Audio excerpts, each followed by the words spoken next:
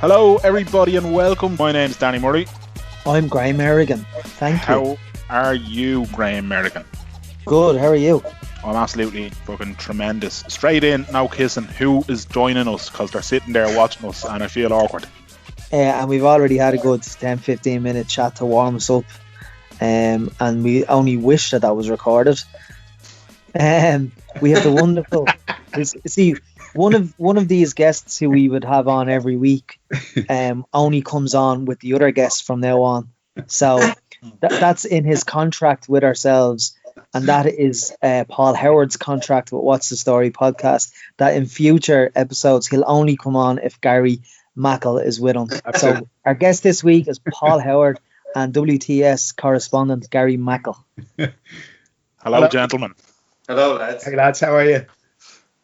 Great, thanks very much. Gary, can I just go to you first there? Just you're looking very... The shaved head, it's here to stay, is it? Yeah, and I've assist on the top right, it'd be to your left. And the doctor said he won't do anything with it till he can see a capsule, whatever that's meant to mean. But yeah, it's here to stay. I actually like it. I feel liberated when I have it shaved. Liberated? Yeah. From what? I just feel I feel great. I feel like I want to get onto a motorbike and go and pick blackberries or something. Would you stop the bike? You'd have to stop the bike, wouldn't you? Ah, yeah. But you know what I mean? I've never seen a biker pick blackberries, so fuck it. I love the Two Hairy Bikers. That's a great show. Never watched it. I've never watched an episode of it. No. Are you serious? Never watched an episode Oh, of back me up here. Have you? I've never seen. I'm aware of them. Like, I'm aware of their socio-cultural importance, but I've never actually watched them. I do love cooking show. The Food Network would always be on in my room now. Yeah. Would you cook many of the things you see on these shows? Oh, absolutely not. No. No. I just have the mouth watering while I'm watching it. Would you, Paul? No, not really. Like, I can follow a recipe, like an idiot, but I can't. I wouldn't know how to. I wouldn't be cooking something and go, geez, do you know what would make this even better? A bit of ginger. I couldn't go off. Like, I'd do something bananas. I can add something nonsense. But I'm not mad about cookery shows, to be honest. Mary's watching the Great British Bake Off at the moment, and I just like the cooking bit fine, or the baking, whatever they're doing, But you're crying over fucking scones. Like, it's scone. They made a bad scone, right? Why are you crying? I'm just thankful that you're saying scone and not scone. Scone. Oh, that's Protestants say scone, don't they? Yeah, I've very strong feelings about that one, on what side of the fence I fall on. Yeah. No, scone is Protestants say scone.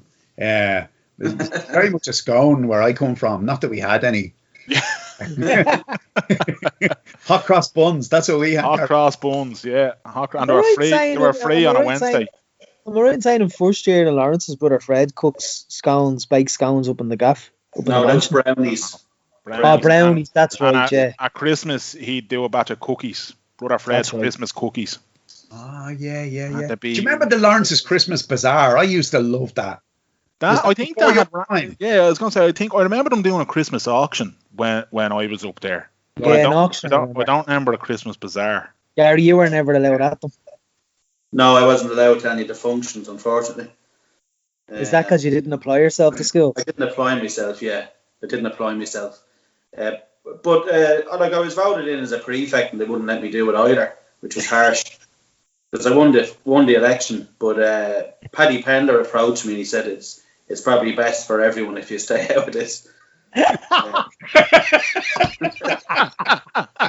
Oh, he rigged the election. He's Putin in this. Yeah. Yeah, he look at. What did you say to him? I just said I'd give you a few minutes to think about it. I think our jumping immature decision.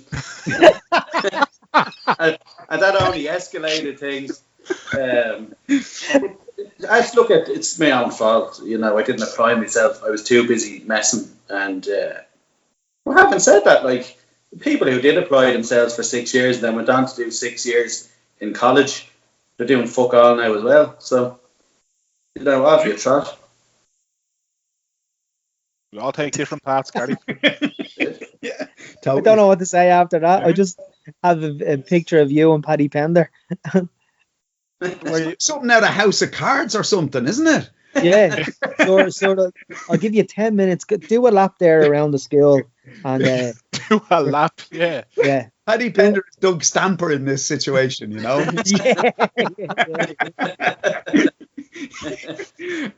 I'm surprised he didn't bring you down to the drive you in the car into the underground garage, like. Well, he was doing a radio show at the time. I think it was on East Coast, and he was reading the news in the morning. And I said to him, like, you have enough on between school and doing your news without worrying about the prefect election. And he kind of looked at me as if to say, none of your fucking business what I do with my life.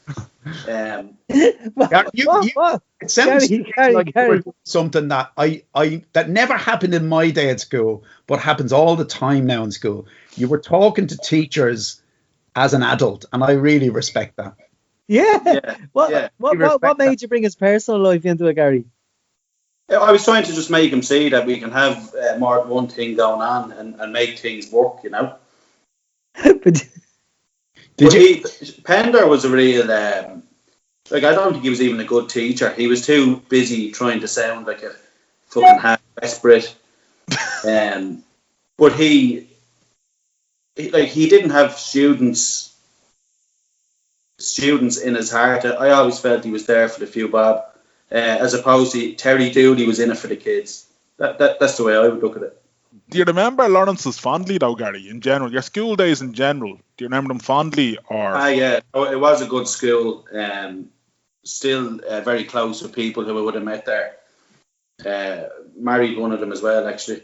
But it was a good school. I think the brothers ran a good show. There was one or two, like the likes. Do you remember that come on to the scene for about a year? No. I would have been in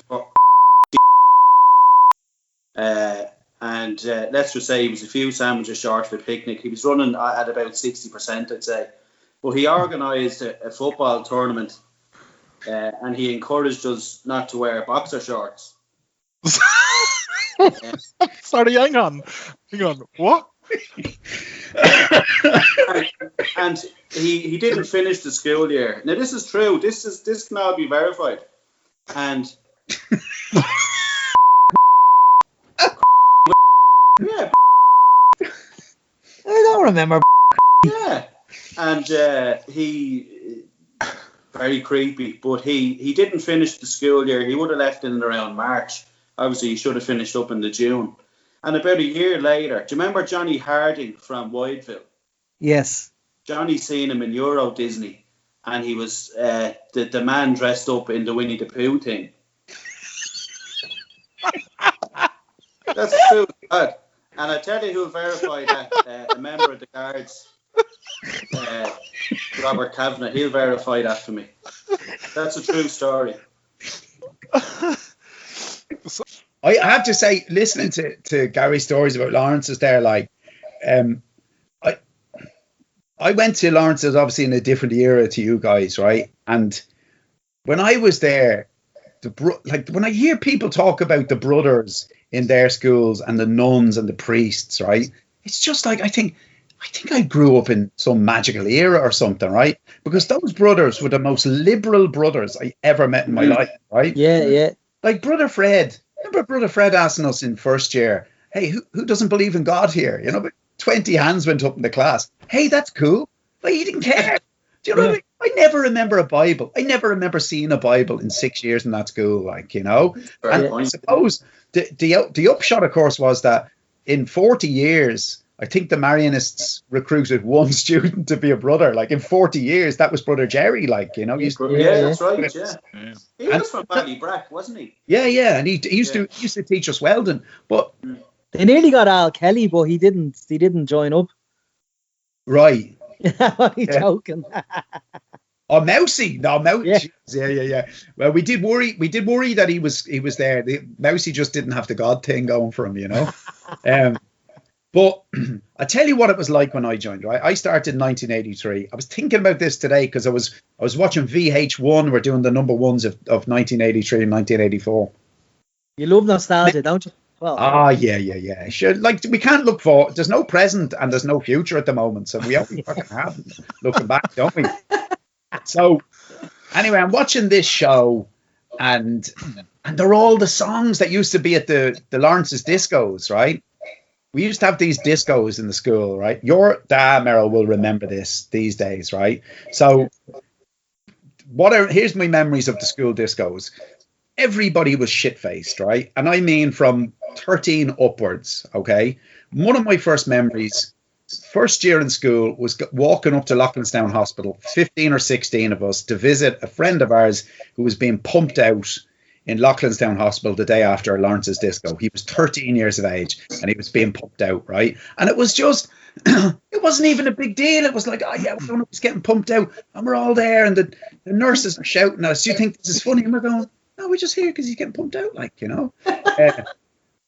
The slow dancing, right? I swear to God, it was hands down the fronts of each other's trousers on the dance floor and on the sides of the dance floor, right? And it was like the teachers who were there were operating on a whole other level of consciousness and were totally unaware that they were. This was like the last days of the Roman Empire or something, right? And then afterwards, the lads from Ashlon would come up. And there'd be sort of 7 or 8 lads in the school. They'd want to fight, you know. And every single school disco ended with a full-scale riot outside, right? And I mean, like 4 or 5 Black Mariahs would come and they'd be dragging people off each other, separating them and putting them at the back of the Black Mariahs. And then Brother Joe, who was the headmaster at the time, right? He would say the following week, it was American, so I say, we're very disappointed to see those scenes of violence at the end of the disco on Friday. If it happens again, we're going to have to seriously consider cancelling the discos. And it was like, and eventually they did, but it was about 4 years of this. And we were just looking at each other going, there's no way they can fucking let this continue, like, you know. And they just we were given chance after chance after chance. Oh, it was brilliant. Brilliant. Like, they were so chilled out, those brothers, like, really, like, I liked them all, like, you know, and I liked all the teachers in that school, even the ones I thought who were a bit mad. I've, you know, fond memories of them, like, you know. And yeah, they were a lot mad. I remember being in 4th or 5th year, and Brother Dave, we had him maybe 2 or 3 times a week, and one of the classes was like, oh, this is basically a free-for-all, ask me anything you want. Yeah. And one of the lads like, sword, you wank. And like, he answered it, you know what I mean? Jesus. What did he say when he answered it? Well, he answered it, and he goes, did he? Yeah, no. He said that he has done it, and that but he was going mad at the start because he said it's none of your business, and then everyone was like, whoa, and then he was like, of course we've done it before, like, because it was about all the brothers. Right. Yeah, I don't want to. I think the mental image I'm after getting now, I'd rather veer away from, to be perfectly honest with you.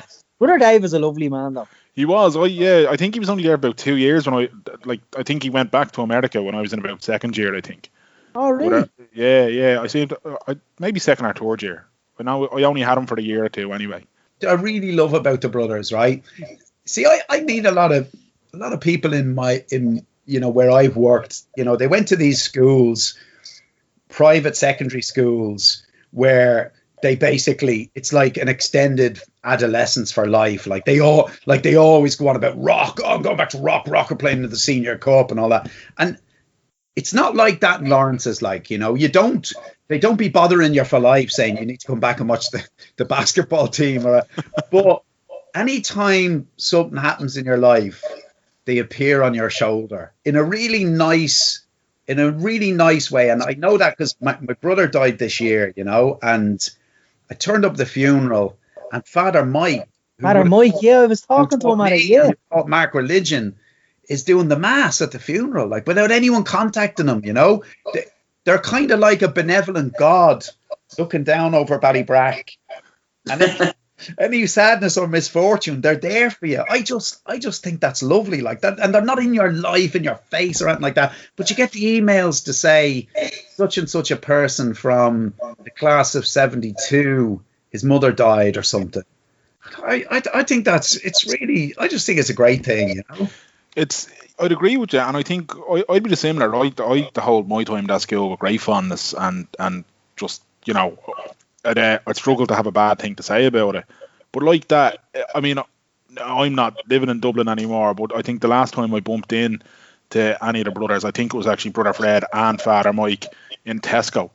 Now, Fred remembered me straight away, and I could see Mike trying to figure out who I was. And I could see him when he was working through it, and he's trying to piece it together from the conversation I'm having with Fred. And my man and dad used to have a fruit and veg shop, and they'd go down every week and get the fruit and veg off them. And when Fred mentioned the shop, Mike's eyes lit up, and he was like, the Murray family. Yeah, I got you.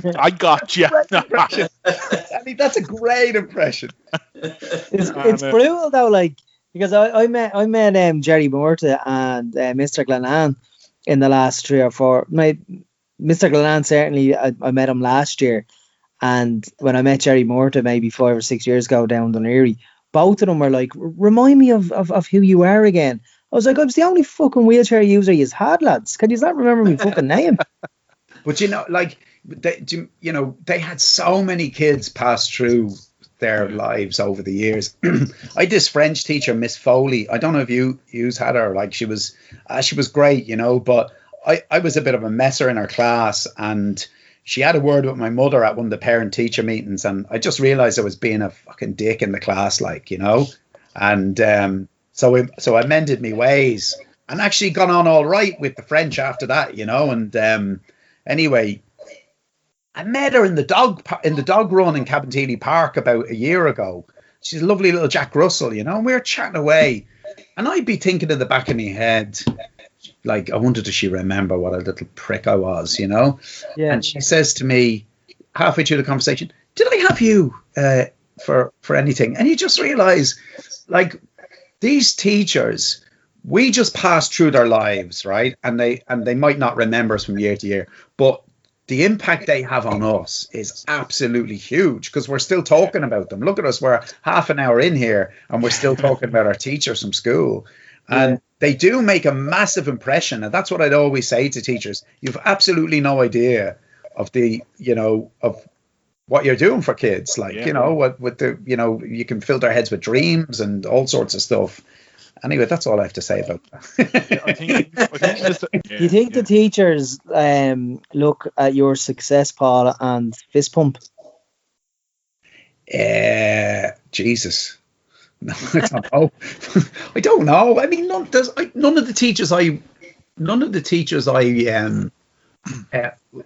was in, you know, I had in school are still there. Like, when I go back to Lawrence's now, and the odd time I do, the teachers are like young enough to be my children, you know. They're just so young. So it just feels like a totally different school now. Like, but you know, people like Paddy Pender, who taught me English, as well as Jerry Murta, I got on great with those teachers, you know, and did really well under them. So I don't know. I suppose maybe I don't know if they kind of fist bump. I don't know how much effect teachers have in that way. You know what I mean? Like, yeah. Like, I don't know if any of them would have looked at me at school and said he's gonna write books one day, or he's gonna be a sports writer or something like that. Like, you know, it's just, I think we're all just, they're just I think a lot of teaching is crowd control, right? And we were a tough crowd in Lawrence. I don't know what yous were like. We were a fucking nightmare, you know. And any teachers who, you know, were a little bit tough on us or whatever, I totally understand it now looking back. I've gone into classrooms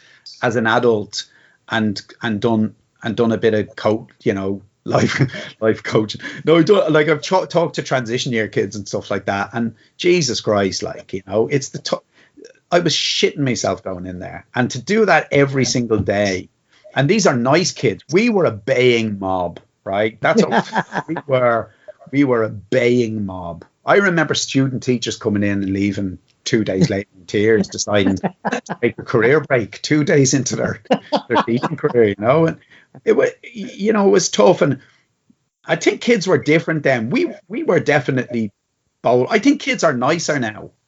I think kids are, when I go to schools now and I see, say if I go to, like me and Gordon Darcy were doing the kids books, so we go around some of the schools and, to hear kids, they talk to teachers like they're equals, like they're their mates or something. Even young kids, like, they chat to the teachers. We were just these kind of silent kids who just kind of talked behind their hands and sneered. And if anyone came in and tried to do anything special for us, we just destroyed them, like, So given all that, I think what they were doing in Lawrence's, all of them was just miraculous. Gary, what are the Mackle children like with school? Do they take after you, or do they take after your lovely wife? No, they're taking after their mammy, thank God. Their grades and stuff are always really good. The teachers always like them. They're taking after Gemma, thank God. But like, I wouldn't be surprised if when Charlie Mackle hits kind of 14, 15, if there's a bit of sneering and tittering out and a bit of skullduggery. But no, they take after their mammy, thank God. Good stuff. Any advice you'd like to, bestow upon those children, having you lived through the mayhem of yours? Gary? Fucking hell, Graham. No. No, like with lockdown, there was a lot of homeschooling and stuff, which can be tough because, like, Charlie's 5, so he'd be doing his handwriting, and he might be doing, say, small G's, and he might have to do 10 of them, and he'll do the first 9 fucking perfect, and then the last one looks like a fucking W, and they're going, what the fuck is your problem here? You've done 9 of them, and then you do this shit. And then you just have, and you had that every day during lockdown, What would you do, Gary? I just go out the back for a few minutes or something. But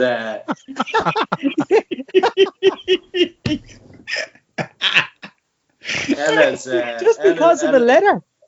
Pardon? Just because of a letter. Yeah, I hate lapses of concentration in people. It doesn't matter what age they are.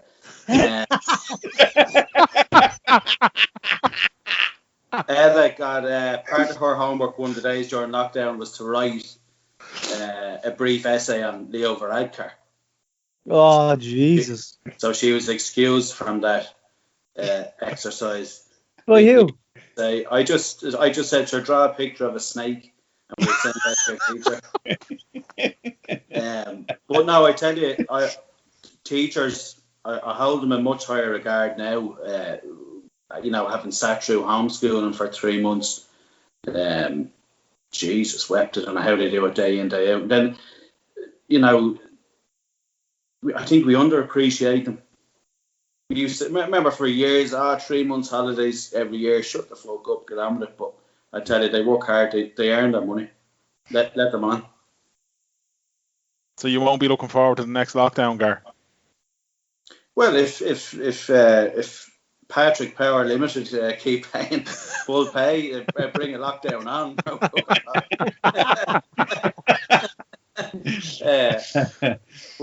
Jesus, I think the last thing the country needs is another full lockdown.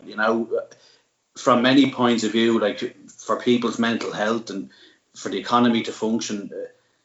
This virus isn't going anywhere. We're going to have to kind of learn to live with it. Whilst being careful, washing our hands and wearing a mask and whatever. A bit like herpes. Exactly. Good thing about herpes is you can only get it once. That's not scientifically proven. But no, we don't need. I hope to God we don't go to another lockdown. It's just fucking tough on everybody, Particularly, I think there's too much emphasis on the schools being kept open. It's no surprise that since the start of September the numbers have shot up. It's fucking schools gone back. Mero, do you think that it's having an effect on the online dating industry? No comment. I'd say Tinder's a wasteland, is it? Not for Mero. Well, you were saying that there's no present and no future. Yeah. What did yourself and the lovely Mary like? How did you find lockdown, or was it were you affected at all, or? Yeah, very, very adversely affected, you know. Yeah. We played a lot of badminton at the beginning, like, you know. Really? Yeah. Like, Mary says we play a bit of badminton just at lunchtimes, you know. So anyway, we went out the back garden every day, April and May, when the weather was nice. We were playing a lot of badminton, but Mary had a few moves which she never told me about. Like, you know, she had a few shots in her locker, and I was like, I'm like every Irish person, right? I have badminton on my CV under hobbies, but I haven't played it since I was 11, right? Right? Fuck it, hobbies, badminton. Anyway, so I'm whacking at the shuttlecock, right? Because I've all the terms and everything, you know, the racket and the shuttlecock and everything, right? And we're whacking it back and forth over the picnic bench, and the next thing, Mary's playing these backhanders, like, you know. I said, "Where'd you learn that?" And she said, "Oh, I played a bit in Cabinteely when I was 13 or something." Like, same time as I played when I was 13 as well. But she was like the Manchurian Candidate. Like, she had, it was triggers. Like, when something had happened, this move would come from nowhere. Boom. So she started trash talking me then, like, you know, because I'd be friends with Sheila O'Flanagan, the author, and she played badminton for Ireland, right? So I was telling Sheila on Twitter I'm playing a bit of badminton. So she's giving me a few tips. So she's coaching me, like, you know. So anyway, so I start bringing a few moves in there. Mary said, "Where'd you learn that?" I said, "I was chatting to Sheila O'Flanagan." So Mary had just like slammed me out of it, like from nowhere. She just produced this move, and then she'd say, go in and tell Sheila O'Flanagan about that. So it was really, really nasty. And I knew it was starting to affect me when one day I put the heating on and I put Mary's badminton racket on the radiator to try to warp it. And I really did do that. And it wasn't even as a joke. I really was trying to affect her game without her realizing, you know. But then it's leaked into this, like this, because we've been in Avoca lockdown since the 12th of March. So we're here all the time, right? Just all the time.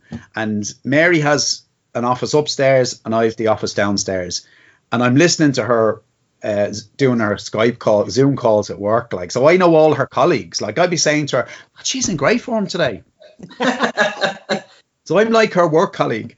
But then our work language is starting to leak into our private lives, right? So Mary said to me about 3 weeks ago, she says, "Subject to capacity and availability, could you do the dinner tonight?" Jesus. And what did you say back? I don't know, because I don't speak that management jargon, you know. But it was that's when I knew, like, you know, this is starting to affect us all, you know. It's and I finished Netflix, right? I finished Netflix. Nothing left on that. Watched all of that. And like, there's nothing, like, it's just, there's no films in this. Like, this thing has taken away all of the stuff that's good in life, right? The cinema, the theatre, movies on, like, nobody's made a film since a year ago, right? So there's nothing new, no new releases, right? Can't go out for dinner, can't go to the pub, can't see our friends. You can't go abroad on holidays. There's going to be no Christmas. Santa has COVID. Like, all this, anything that's good about life has been taken from us, and you still have work, right? Like, you know what I mean? That's unaffected, right? That's totally unaffected. Up at 5 a.m, work your arse off, finish at 6 or 7 in the evening. That's going nowhere, right? But all of the stuff that made life worthwhile, the grouting in between, all the little bits of pleasure that you know, that kept you sane, they took that from us, you know? So I'm very positive about the future, as you can hear, you know. There's two things I'd say there, though. In terms, I don't know if any of you have seen it. There was a movie that came out, I think it was the start of lockdown, called The King of Staten Island. It's well worth a watch if you haven't seen it. And then the other thing I'd say, and Paul, you'll probably be looking forward to this as well. there is a new Bruce Springsteen album coming. Yeah, that's essentially it. Like Liverpool. Yeah, I'm hoping that'll get me through. You know, and the Bruce Springsteen album. That's 2020. Like, you know, nothing else good came this year, but the Bruce album, counting the days. Like, you know, and I think I've waited too long for this though. I kind of thought, like, he was out after September 11. He was out with The Rising within a year. After Bush, he was out with Devils and Dust within a year. And he's taken 4 years, like, and he really needs to fucking rinse Trump on this album, like, you know. And sure, Trump will be gone by then anyway. So maybe you reckon? Yeah. Yeah. The more I look at it, the more I just think, like, he does have lunatics supporting him, and there's a lot of lunatics. But I don't know. I just feel as though enough Americans have gone, all right, look, we got it wrong. Well, Danny, you had said at the last election that you had felt he was going to win. I don't know whether you thought that as a cynical or whatever, but you thought he was going to win. So you actually think he's not going to win, and you're obsessed with American presidential elections. I put money on him last time. I was that convinced of it. I think he was about 4 or 5 weeks before the election. I think it still got him as high as 4 or 5 to 1. I put money on it because I was like, he has it. Like, everything that time around, right? If you look at it, it's like what Paul was saying about that work speak creeping into normal life. Trump is brilliant at these, like, catchphrases, you know. So he had build the wall. He had crooked Hillary, lock her up. Yeah, all these, and they were sticking. They were everywhere. You know, this time around, he has Sleepy Joe. That's it. He's gone quiet. Make America Great Again isn't quite as bouncy as it once was. Keep America Great just doesn't have the same tone to it. He doesn't have the emails to fucking keep banging on about and all that. He was hoping the COVID thing in some way would give him a bounce. I don't think it will. I think Biden will wipe the floor with him. I really do. Somebody said to me this morning that he declassified some files or something like that about Hillary. I think that months ago. From the Russia election. No, we sent out a tweet this morning calling for the complete unredacted files from the biggest hoax and witch hunt in American history, the Russian investigation. And the Democrats are like, yeah, do release the unredacted version. We'd love to see them as well. Like, but I can't see him. I just can't. There's plenty of lunatics over there, but I just don't think he has. I think anyone who was a fence sitter the first time out and thought, you know what, we need a change. He's going to be different. He will drain the swamp. All those kind of things. Just he hasn't got that bounce this time around. Paul, why do you think we're a bit too infatuated with America? We're living in the era of the American empire, you know. Yep. You know, there've been lots of empires through history. You know, Napoleon had his empire, and Hitler had his empire. The Brits had their empire, and we're living since the Second World War. We're living in an era of the American empire. You know, they're not here militarily, but they are here culturally. You know, Jesus, Irish kids now grow up speaking with American accents. You know, from all the television they watched. I think, you know, artistically, you know, the movies they produce, the music they produce, it's our language, you know, it's our language. And will you stay up the night of the election? No. No, I'd stay up for the Eurovision. I wouldn't stay up for that. Danny, are you staying up for the election?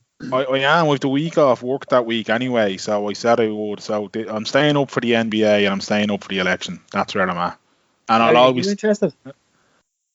Yeah, slightly. Danny was saying, like, about Trump being 4 or 5 to 1. I'm backing him. I remember him being as big as 8 to 1 actually. And I was looking the other morning in work at, you know, where the market moves are in the American election, and money's coming for Trump all the time, actually. I think he's even money now. He was 100 to 30 about 2 weeks ago. So it's a big enough move in a novelty market as such, you know. I mean, like, we're sensible people, right? The four of us, right? And so we know Trump should lose the election. But the only way he'll win is if he fixes something. And none of us would put that beyond him either, like, you know. Yeah. There might well be some kind of fix going in. But I agree with Danny. I think in those swing states, what is it, 10 or 11 states are going to decide it. I think they've decided. The last election, we had it here in Ireland as well. There was a move against politicians. We had to, let's not forget, we had a reality TV star who was streets ahead in the presidential election here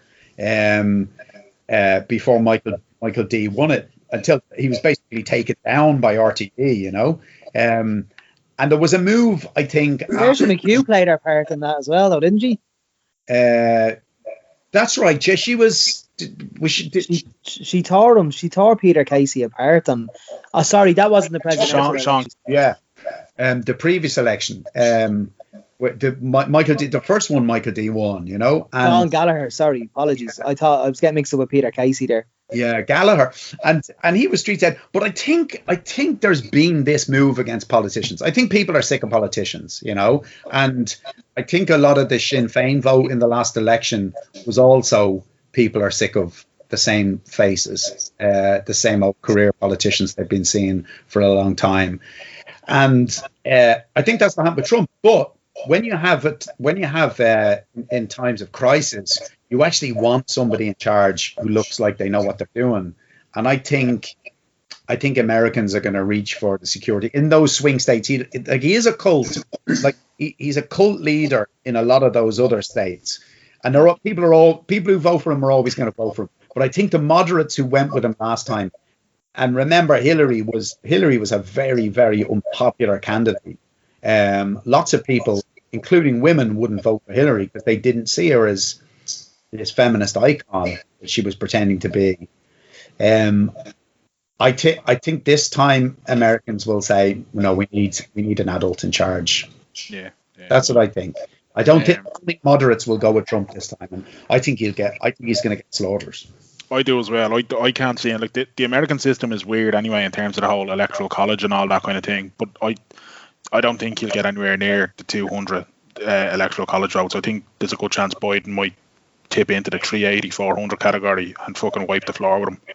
And is there a chance that Trump won't concede? Well, this is the whole thing, because he's been calling that out, hasn't he, about the whole mail-in vote fraud and all this, and he's been shaping up more or less to kind of do that. And he's more or less said it, that he'll challenge it to the Supreme Court if need be. And only then, if the Supreme Court ruled that the result is fair and valid, will he consider backing down, kind of thing. But that's not, Trump's not a fighter. Like, look at every battle the man's ever had in his life. He's either run and hid, or he's got help from somebody to get him through. Like, he ducked out of the army with, was it shin splints or whatever the fuck it was, made up something. Born, didn't he? Yeah, like, he's more inclined, if he loses the election, he's more inclined, I would say, to just go, you don't deserve me anymore, and leave the White House in some sort of, fuck you, you don't get me anymore, you don't deserve to have me. Danny, that's the thing. Like, I've heard a lot of commentators say this, that the only thing that's actually stopped him walking away before now is that he has a sense that they're going to go after him. Well, yeah, and that's out of office. They're going to go I think, yeah, and his taxes, that tax stuff is going to grow more legs, and it's going to keep running at him, because even the earlier on today I seen that they've ruled that the New York district can get their hands on his stuff again, and he's going to have to go back to the Supreme Court and appeal again. He's in very, very hot water regardless, and I think the only way he can avoid that is by being president for another 4 years, and all that does is just buy him more time. And then sure, he's going to try to create a dictatorship like Putin. So from one fraud to another, champagne football, lads. Beautiful segue, Graham. Gary, have you read it? Yeah, I've read the guts of it. Like, there was one or two. If you're reading a book and you're tired, you kind of skate through to a different paragraph. But it's a fascinating read. The detail in it is absolutely fascinating. Kudos to Mark Ty and the other chap, I can't think of his name. Is it Paul Townsend? Paul Rowan. I just find myself every 15 minutes going, where the fuck are the auditors here? Yeah. Like, it's in black and white, lads. What were Delaware doing? What were they doing? Like, my 10-year-old will be able to tell you the fucking, this is wrong. Like, And I've heard stories about him in Plucks and Kilmechanic as well. They carry on of him, which I know we can't get into. But like, Of course we can. He's not going to sue us. you know, using the FAI credit card to withdraw cash to go on the piss, like, it's completely non-ethical, and it's white collar crime at its finest. And I'm fascinated to see where it goes, because I believe that, like, it's with the fraud squad, and you know, they have to be very interested in getting them back to this island and throwing the book at them. And you know, cronyism in this country is fucking rife, has been for all our lifetimes. But I'd love to see the fucker be hung out to dry and be made an example of. Have you read it yet, Paul? Have you got it? Have you got around to it? Yeah, I read it. Yeah, I read it. What did you take?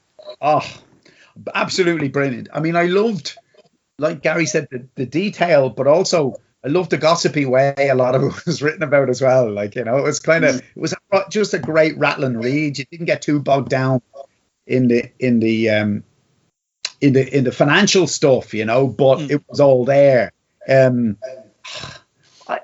I said it on Twitter, like, you know, that we, in this country, we have a fatal attraction to the gas man altogether. And Delaney was a gas man altogether. And he got away with so much shit because he's in the pubs in Poland during the Euros that time, and he's buying pints for everybody in the pub. People thought he was spending his money, you know. He wasn't fucking spending his money at all. No wonder he was so generous with it. He doesn't seem to have... I don't know how he spent his wages. Like, the FAI seemed to be paying every expense he had in life, like, you know. I don't know. There's this nonsense that's talked in the corporate world. Like, you see, like, a salary being offered like 400 grand, like, for running the FAI or whatever, you know. And then their defense of it is, oh, if you want the best people, you have to pay the top salaries. But isn't it amazing that they never ever get the best people? They always get useless people, like either like thieves or useless people. They always end up. And Delaney is, I mean, it's hard to think of another company in the world that would have paid Delaney that salary, you know.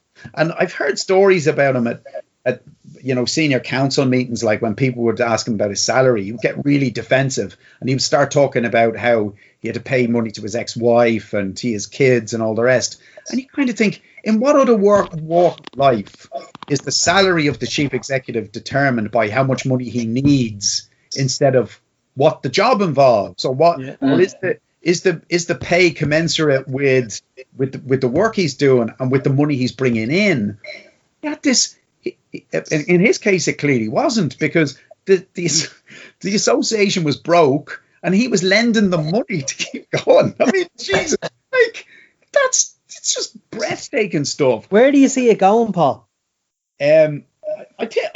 Personally, I think he'd be charged, and I think the full rigors of the law will be applied to him, as is always the case with somebody who didn't play rugby or go to school. You know, like, you know, like, I'm afraid, you know, there's that old saying that the only people who ever go to jail are the people who didn't know the right people. And, you know, I kind of think in his case, he doesn't know the right people, like, you know, when you hear about a court case, and there's always this bit at the end where the barrister says, after, you know, when they're doing the sentencing, the barrister says, but I should to take into account that he comes from a very good family. Like, that always means he's middle class, right? That's basically, that's the appeal, like, where but the well-heeled barrister to the well-heeled judge, he's saying he's one of us, like, you know, don't, but I don't know with Delaney, like, you know, I just, I'm sure the full rigors of the law will be applied to him. But I mean, I would just love to see some kind of justice. In a way, reading that book, like, it was the story of a man's midlife crisis, really. Like, that's what it was, like, you know. Yeah. When you read sort of between the lines of the balance sheet, you just think, this man is in his 50s, like, you know, and he's living like he's, you know, like he knows he should have done when he was like 24 or something. But see, John went and became an accountant And I kind of think, see, me and Gary, right? I don't know about you lads, but we lived our wild years, right? Right? I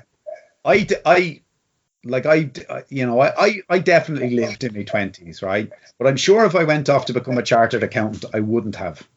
And I think I don't need a midlife crisis now, and I won't be asking the Irish taxpayer to pay for my midlife. Yeah. But Delaney, that's what I think happened to him. I think he just realised. I think he got into his 50s and he went, or in his late 40s, and he just thought, Jesus Christ, I wasted my life becoming a chartered accountant.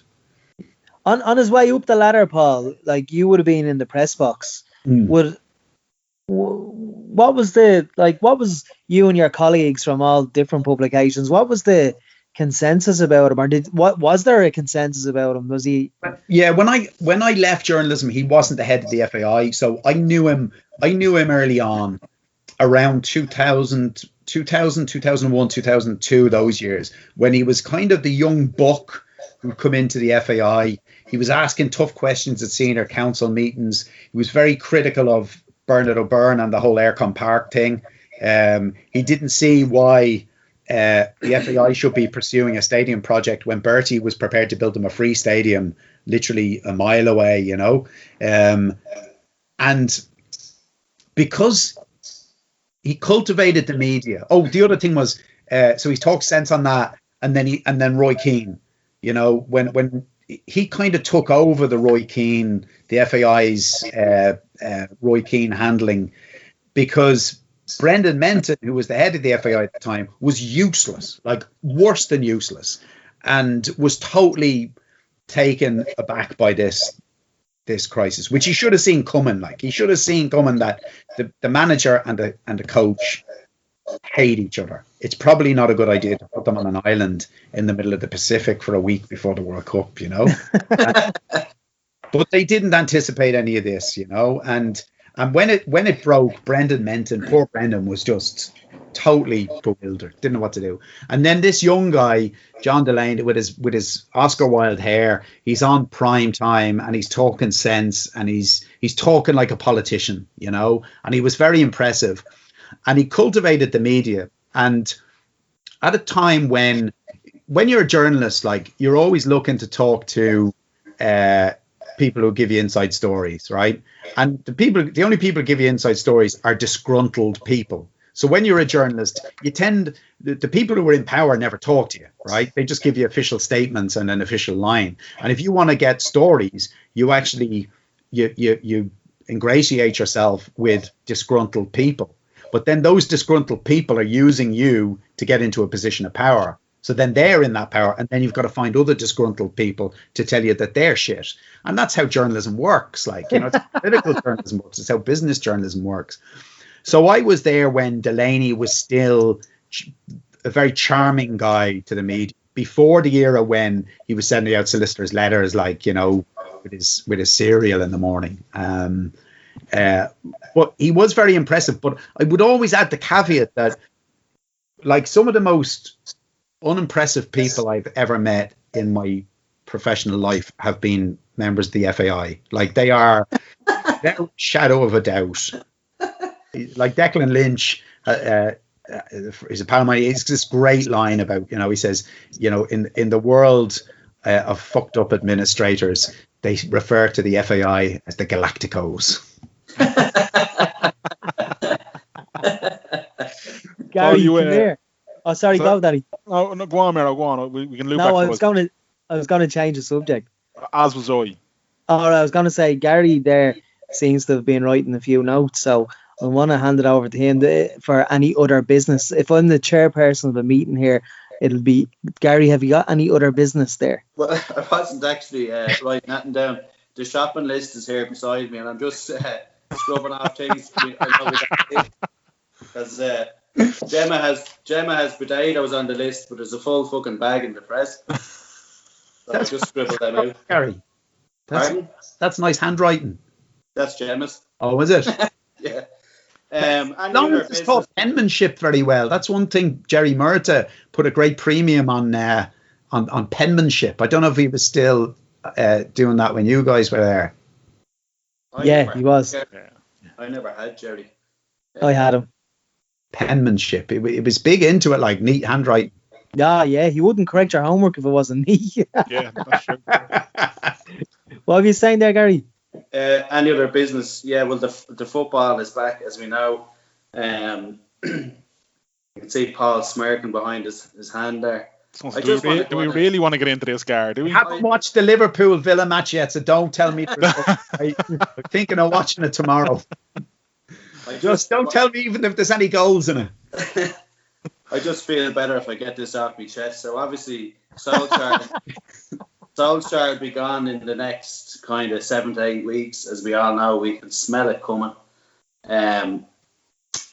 The Yanks haven't backed them, and you can see the trends in the spending. So whenever they qualify for the Champions League, they don't actually spend in that summer. But when we finish 7th now this season, they'll probably spend 150 million next year. Was I borrowing him there or something? Christy Moore.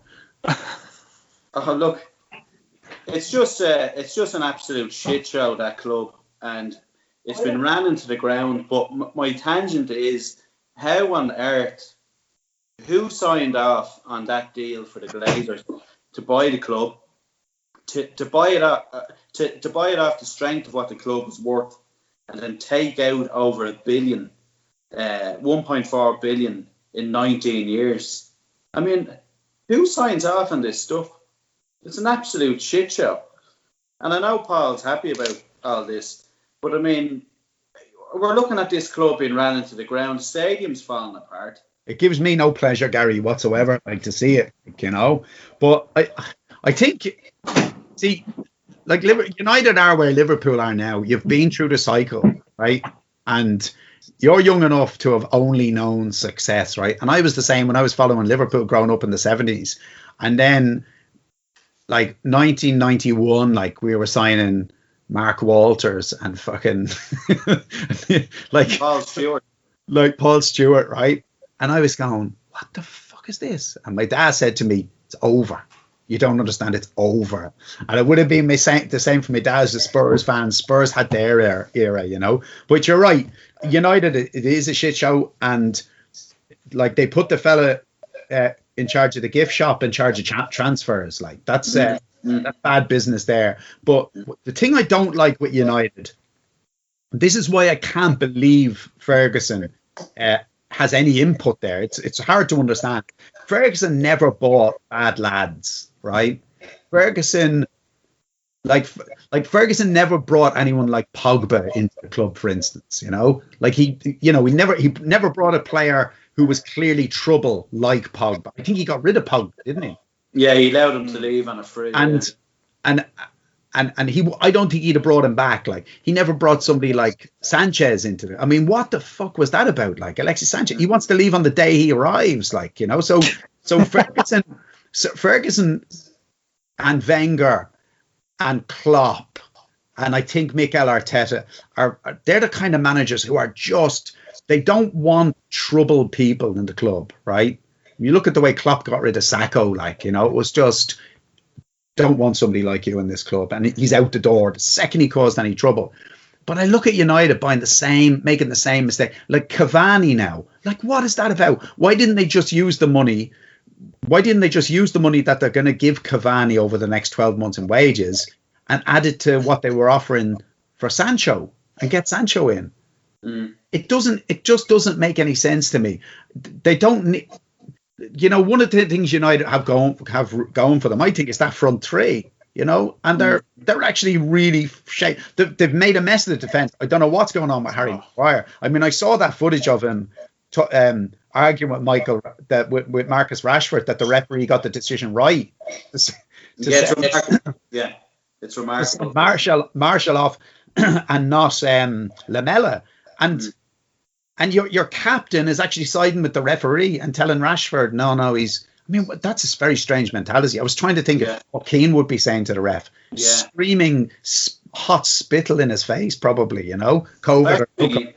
At the start of that game, I looked at Maguire coming out of the tunnel, and I genuinely said to myself, he looks troubled. Yeah. He looks as if he's after seeing a ghost. Yeah. And then you know, he performed like he held the shit in for 90 minutes. He was absolutely shocking. Unlike Kieran, or unlike Eric Dyer. Yeah. Didn't hold Oh, the shit yeah. for 90 minutes. Yeah, I mean, Maguire's not. He's not captain material for a club of the stature of a United or a Liverpool or a. He's not up to it. No. But it's just totally frightened. It's interesting what Gary said there about. You looked at his face. I thought the same thing. I thought he looked full of fear or something. You know. Yeah, I know he has this thing in Greece hanging over him. But I mean, he'd have the best legal representation. He knows what's going to happen before the Greeks do, really. Yeah. But it's just a fucking kip. Like, I mean, the Cavani signing, like, his brother is his agent, and it was £9 million in agents' fees to get Cavani to Manchester. The agent fees are going crazy, aren't they? That's crazy. I play Football Manager, lads, right? Religiously. I love it. I'm mad into it. And you're not putting yourself forward to replace Ollie, are you? I was going to say I gave myself a test in the summer of just 2 weeks to see what I could do with United, and I won the league. So to be honest, I don't know what his problem is, right? But Cavani, any time I've ever signed him, he's turned the dressing room against me and got me sacked. So I have no time for him. And I at one point I was playing with MK Dons. Cavani had torn. Actually, it was probably around this. It was playing it about 3 years ago. We got MK Dons into the Premier League, and I made a board request for extra transfer funds. I was trying to break the bank because I was like, if I can get Cavani, marquee signing, the fans will love it, and he'll bang the goals in. I'll be a god. They'll name the stadium after me. That's what I was going for. He was in there 2 weeks, and he got sent off. So I disciplined him. I fined him a week's wages for getting sent off. And from there on out, that was it. He was nothing but problems, speaking to the media behind me back, giving me guff at training. Then he didn't turn up to training. Then all the other players started to say how much they respected Cavani. And I can't have this. I have to make an example of him. So I put him in the reserves. So that's it. After the reserves at you for a couple of weeks. I was sacked within a month. Yeah, you see, you can't do that anymore because players are assets and managers aren't, you know? Yeah. Like, when Sarri tried to sub off Kepa that time, the keeper, and the keeper just went, nah. That was one of the most bizarre things I've ever seen in football. Well, he's a kid. Kepa's very young at the time. But, the club are obviously thinking, well, we spent 70 million on him. We're about to sack the manager. So, fuck Sarri. But the thing that really got me about that was none of the Chelsea players went up to Kepa. Except David Luiz was the only one who said you probably should go off. But he didn't really put it very forcefully. And Azpilicueta turned his back and started fucking, trying to pick out his family in the crowd or something. Just pretending it wasn't happening. And it went down for about 5 or 6 minutes. Yeah. And he said to Azpilicueta afterwards, what was your take on it? He said, I didn't see what happened. Like, there's your captain. Yeah. Imagine Roy Keane. Yeah. Keane would have... Oh, yeah. Keane would have had to be dug out of him, like, with JCP. What do you think of Keane in the club spot? Well, listen, it was great fun, but Keane was, the history will judge Keane a lot kinder than it will Klopp because, he says sloppiness at the start of the week and 4 days later they concede 7 goals. But I think there's something mad going on at the moment. Because we're in new territory. We've got matches with no atmosphere. I didn't realise how silent those stadiums were until I actually saw that footage, the pitch side footage of the incident with Rashford and Maguire. I didn't realise just how silent it was because I watch it with the fake cheering, And there's no doubt that having no crowd on the team's back is affecting players. Everybody's sloppy, and I think that's why we're getting these ridiculous results. There's no way we're going to be having like 97, 98 point, 99 point seasons now. This is going to be one with 30 points or something. This league, and Everton being the winners. Nah, Everton will fall away as soon as Everton have to do someone a favour. They fall apart. Typical Everton, As soon as it looks like Everton could do Liverpool a favour, they'll start losing matches. But the other thing, we watch the match tomorrow. Would you have any interest in that now? The Euros. Yeah. Really? I can't. I just can't. Trapattoni killed international football for me. Me too. Yeah, I've tried to watch the first two Stephen Kenny games, and I get the whole thing of he has to build and he has to be given a chance to instill his philosophy and all this kind of. But like, Jesus, I spent more time looking on my phone and reading Twitter than I did watching the match, and I always take that as a bad sign when I'm trying to watch football. Plus, what do we have to do to get knocked out of the European Championships? Well, that's the other side of it. Yeah. Like, I think we beat Gibraltar and drew or lost every other match in that group, and we somehow found our way into a playoff, right? We're now 4 months after the European Championships should have been held, and we're fucking still in it, right? You know, it's like it's easier to get out of the Church of Scientology than it is out of the European Championship. I swear to God, like, you know, when did you fall out? Years and we still won't be out of that tournament. When did you fall out of love with international football? Because you covered it. I did, yeah. And look, as a kid, I was hanging around. Like, I went to every single match at Lansdowne Road, Dalymount Park, hanging around afterwards, looking for the autographs of the players and everything, like, you know. And I think it was just 15 years of really, really bad football. Like, after I stopped writing about football, I bought a ticket, like, you know, to sit and watch it as a fan. And me and Mousy used to go to all the matches, and we just realised, like, we were the football was terrible. First it was Steve Staunton, the Staunton era, right? And then the Trapattoni era, and then the Martin O'Neill era, and then you add it up and you think it's 15 years, maybe 18 years of almost exclusively shit football. Like, really, it's anti-football. It's not even football to me. And that put me off it. I just realised I wasn't enjoying the matches. And these pretendy matches, the Nations Cup or whatever we're calling it, like, you know, these friendlies. Lads, come on, you know. You just don't like international football, do you, Paul?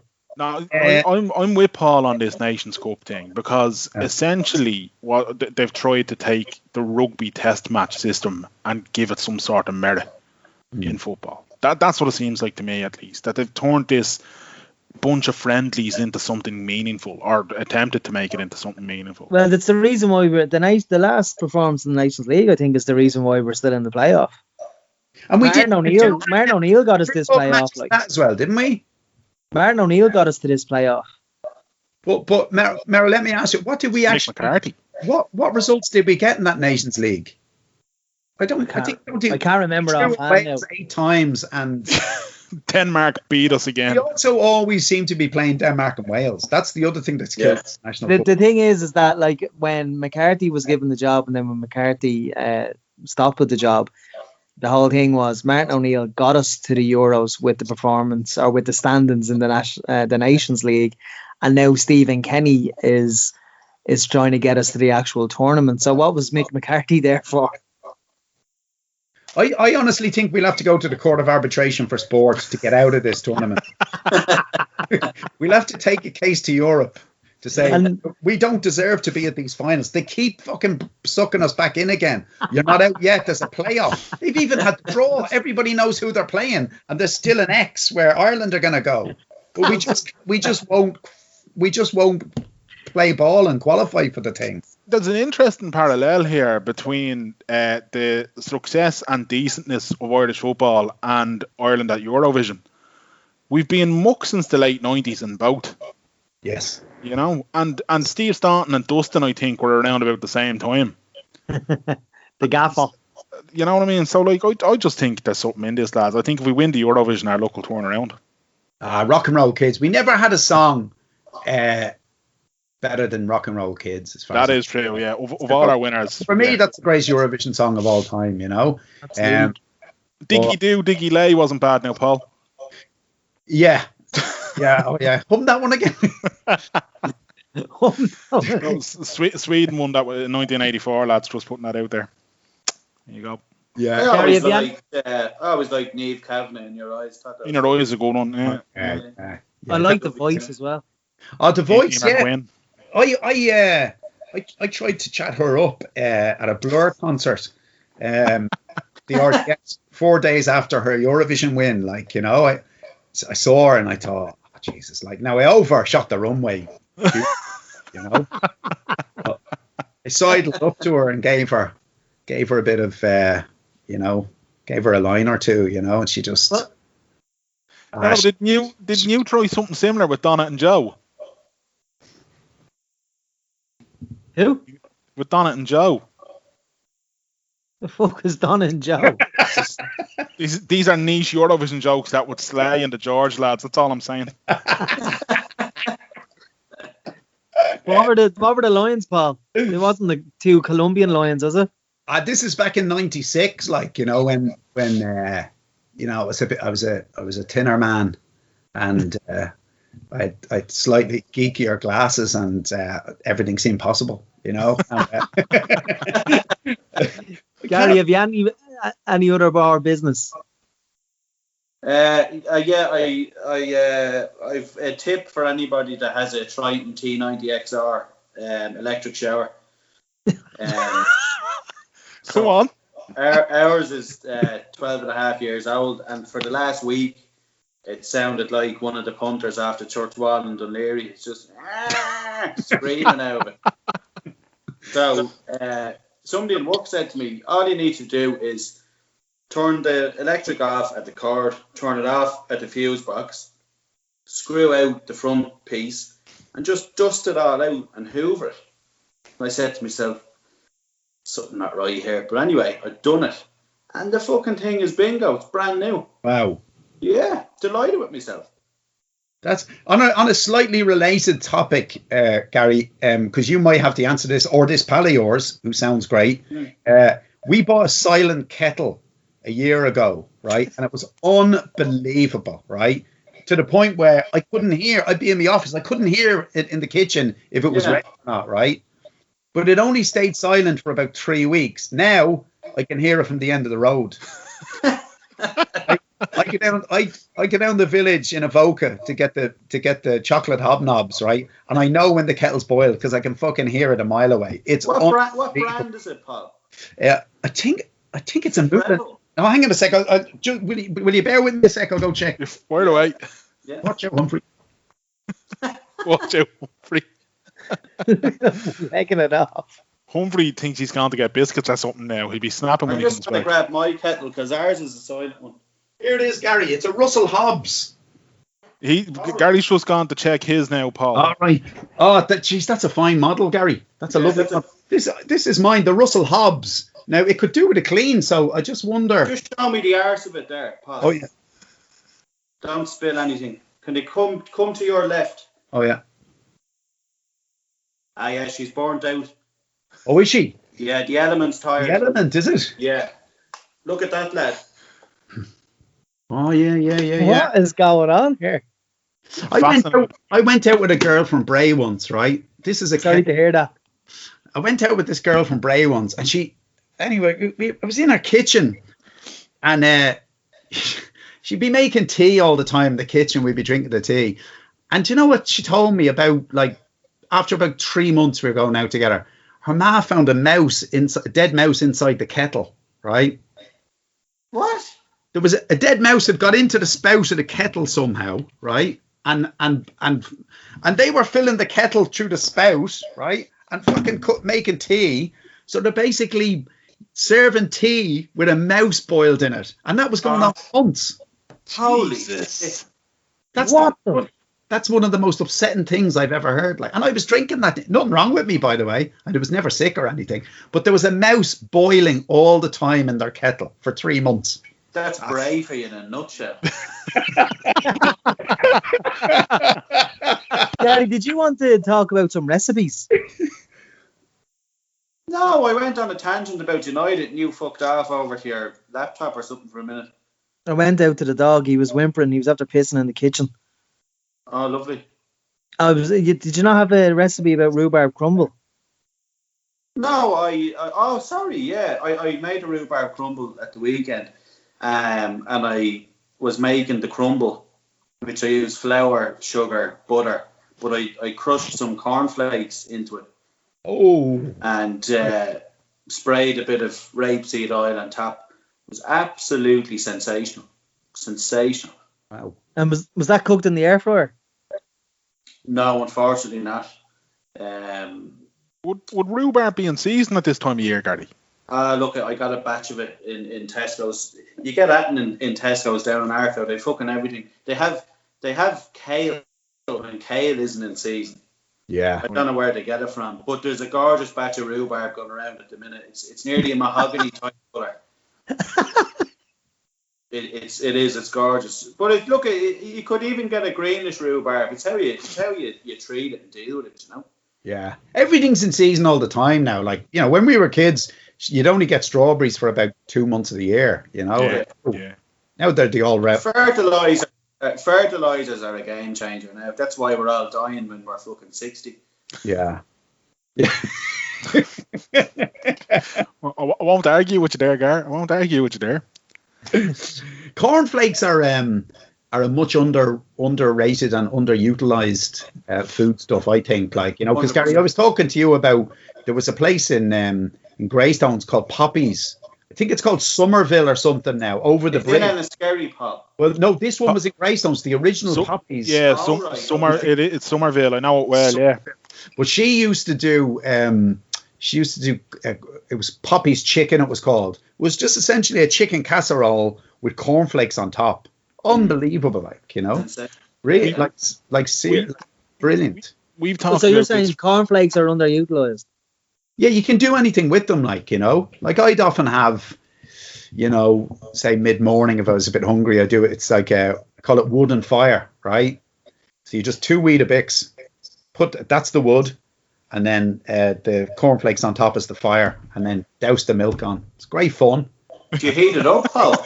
No, Gary, that'd be cold. Like, if just keep it simple. Would you have sugar on it?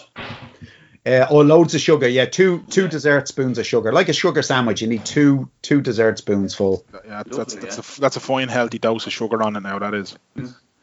We've talked about cornflakes a lot on this podcast, Gary. I think at one point we were referring to a bowl of cornflakes in the evening as one of life's great pleasures after your dinner. Instead of a dessert, a bowl of cornflakes. Yeah, or a jam sandwich. Jam sandwich, yeah. But you see, I think we talked about this in the podcast as well, Paul. When you were saying cornflakes are very versatile and you can use them in almost anything, it's weird because do you know the history of cornflakes? Yeah, you told us on this before. No, Paul doesn't know it. This is fucking fascinating. John Kellogg, the man behind Kellogg's, invented cornflakes to essentially get rid of any want of horniness. They're meant to be for people who are celibate. They're meant to be so bland that they kill any sexual urges. Jeez. So that's John Kellogg was he was I don't know what fucking sect of Christianity it is, but it's not one where you just there's nothing, you don't even look at your partner. You're married because you have to be. Or something, are they? Something like fucking But everything he did in life was basically to say, Don't even think about sex. Just eat cornflakes there, and you won't have any desire in you. Jesus. So it's anti-aphrodisiac. Exactly. Yeah. This is all declassified. You can look this up and read it. This is fact. I was reading recently about we went to Kerry and we went to the Blasket Islands, and I was reading this book about life on the Blasket Islands, and the priest used to say, if the priest heard that it's a certain type of fish made a parishioner horny, he would they would ban it, right? And they were known as Isknalappen, right? That Isknalappen, I think it means like the fish of the bed, right? And like monkfish was reckoned to be an aphrodisiac, and mackerel at one point was reckoned to be an aphrodisiac. And they banned them. Like the priest basically said to them, you can't be eating that because they're Isknalappen. They were all told you'll go to hell, you know. And anyway, that was kind of Isknalappen. Jesus, that's mental, isn't it? Yeah. So cornflakes are the opposite. Like they're that's mad. Now I have to say I haven't. I'd have to watch out for that. But I mean, I can't say I have had thoughts in that direction immediately after eating them.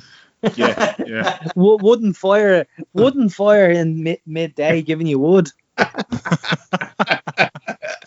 John Kellogg wouldn't approve of that at all now. He wouldn't approve of that at all. Lads, I've enjoyed our chats as always. But I'm conscious we all. I don't know, Graham. Have you had dinner yet? Usually when we record, we don't have dinner, but we started late tonight. Yeah, we all have had dinner yet. You did have your dinner. I didn't, so I'm fucking lepping. I was eating I was pecking at a bowl of crisps here throughout the podcast. Those crisps are rippled sour cream and onion. I didn't think they still existed, lads. They do, yeah. They're beautiful. They're great. What did you have for your dinner, Merrill? Pardon? What did you have for your dinner? And lamb. We'd lamb as well, Merrill. Oh, lovely. Yeah, we had a couple of hatchets, the lamb hatchets that you get in Dunn's. Stunning.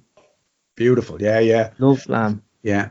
What did you have, Gary? I done a Ruby Murray. I cooked it yesterday and set it overnight. It was lovely. Really that's a horrible thing to do, to leave it overnight.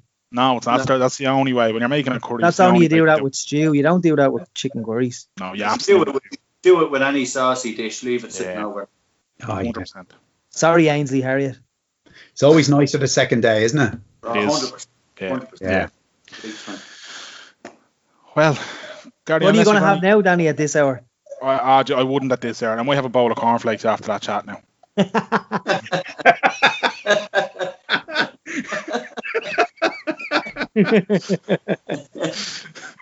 Warm or ice cold milk? I'm not fond of warm milk in general, on any sort of, like, obviously in a coffee or something, you're getting a latte or whatever. But like, I'd never heat me milk up for Weetabix or cornflakes. Never. Right. So yeah, there you go.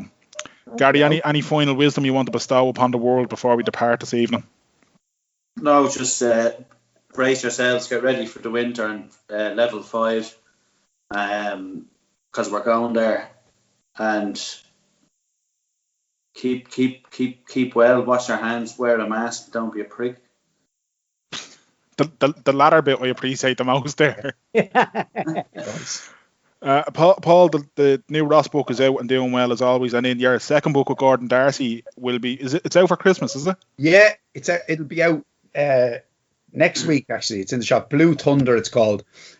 We were signing copies in Bray today. It was a bit weird. There's a warehouse above the shop in Bray, in Dubray, and there was 1,000 books in there we had to sign, but we were across the side of the room from each other, and we both had masks on and gloves. It was all just a bit strange, but Jesus. Yeah, that's what I wrote that book during the first weeks of the lockdown. Well, we did, me and Gordon. So we'd kind of talk to each other every day about plot twists and all the rest, So it was what kept me sane when I wasn't playing badminton for the first 3 weeks of the lockdown. Paul, is next year's Ross book written? No, I'm about to start it now. In fact, I'm plotting it out at the moment. Usually takes about sort of 2 to 3 weeks just to plot it all out, because I do every single plot twist, every twist and turn. I map it out, so there's no surprises when I'm writing it. So I like to just be able to concentrate on the funny lines when I'm writing it. I know where everything's going. So that'll be the next few weeks. I can't wait to hear about Ross on a motorbike heading up to pick blackberries now. That's what I'm taking away from. With a shaved head. Paul, have we an update on the book that you're doing for Penguin in the UK? No. Yeah, okay. I finished it. It's finished. It's written, and it's gone. It's gone to them last week, but they haven't announced it yet. It's coming out in June of next year, but I haven't really announced what it's about yet. Because then it might take attention away from the next Gordon Darcy book or something. Have we an update on Ballybrack Boys? Oh, I'm hoping by the time I'm on next, I'll be telling you about it. Oh. Christmas, woohoo! Oh yeah, we have to do Christmas. You see, you don't have me and Gary on enough. You have Gary on more than me, but see, he doesn't have a reciprocal deal where he'll only come on if I'm on, but I'll only come on if he's on. It'd be great if we were all in the one room, but I don't think that'll happen anytime soon either. Unfortunately, not. No, I think it's although we might get on to our friends in Fitzpatrick's and see can we get one of the big conference rooms, and we'll all sit 40 feet away from each other in one of their lavish banquet halls. Oh yeah. That'd be great. Like at each end of a table, a big, make it happen. That'd be the job. Yeah. Okay, yeah, that's Christmas tree in the middle. Danny, yo, Where can you listen to our podcast? Wherever. Just put WTS pod in. Fucking anything else that pops up is fake news. You just want me and Merrow's heads looking at you. Thank you. So what he meant by that was search WTS pod in any podcast provider: Spotify, Apple Podcasts, Stitcher, Podbean, Podcast Republic. He's at Danjo Murray on Twitter, Instagram. I'm at Merrigomania, Twitter, Instagram.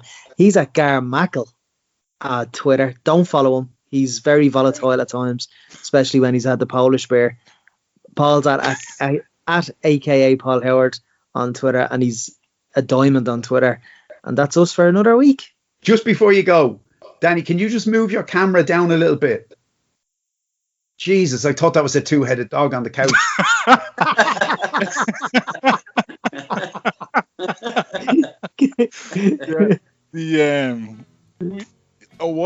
That's a cushion with your dog's face on it, and it's resting on his bottom. Yeah, pretty much a two-headed dog. So that's Polly. Polly's allowed up on the sofa because she's small and she behaves. That's nice. Lads, I've enjoyed that. Lads. I'm gonna go get me bowl of cornflakes. So it's been emotional. Thanks as well. It has indeed. Talk to you later, lads. Right, guys. Cheers. See you, lads.